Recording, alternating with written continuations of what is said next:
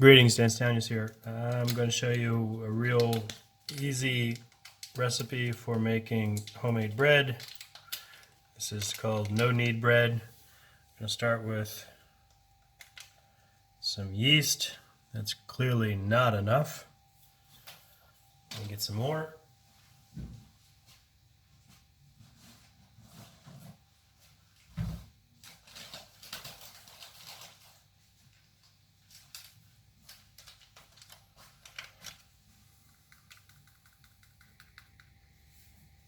So, some yeast, a little bit of salt, and for your breads, it's almost super. It's always simple. 2 parts flour. In this case, it's a whole wheat flour, and 1 part water. And just go ahead and pour it all in. Yeah, it's supposed to mix the dry stuff together and everything will be better, but I have not detected any difference at all if I mix the dry before I mix the water in. So now it's just a matter of stirring. I'm going to go ahead and add a bunch of sesame seeds and sunflower seeds and flax seeds to my mix because my family likes nutty bread.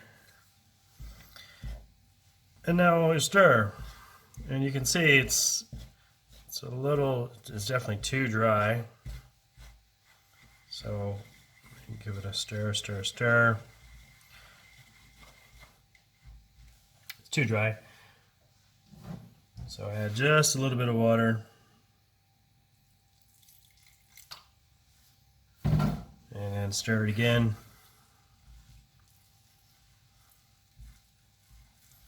Stir.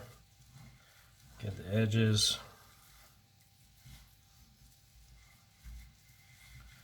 Still a little dry, but we'll keep stirring anyway. Yeah, still just a little too dry, but I might be able to get it into a decent. Nah, it's still too dry.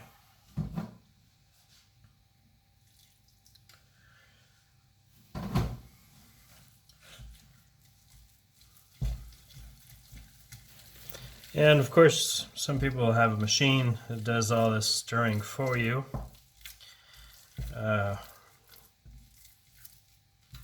But people have been making bread for thousands of years without the benefit of a machine. It's probably good to know how to make bread without a machine.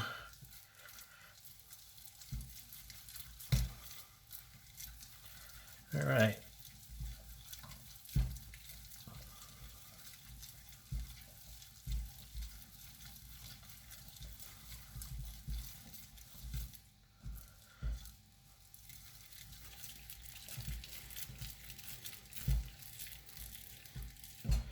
Yeah, it looks okay. It's maybe a little drier than it should be, but it's well mixed, and that's what's important. And now I'll scrape off the extra dough from my stir stick here.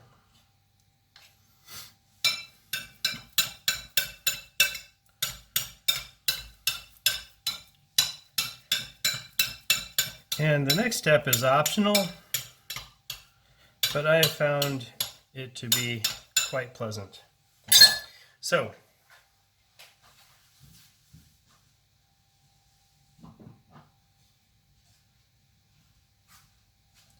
next step I have found is I take a spatula, a little bit of water on the side, and I press the dough off the edges of the pot here so that when I cook the bread, I have less to clean because separating the dough from the glass or cleaning the dough over the glass makes it easier to clean the pot later on. And then, for added bonus, I put a little bit of olive oil around the sides.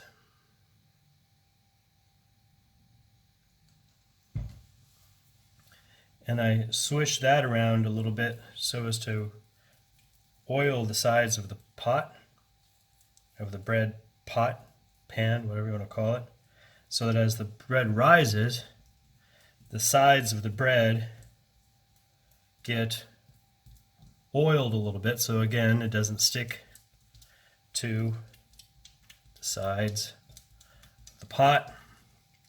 And the olive oil adds a kind of a nice nutty flavor. And speaking of nuts, now add some sesame seeds.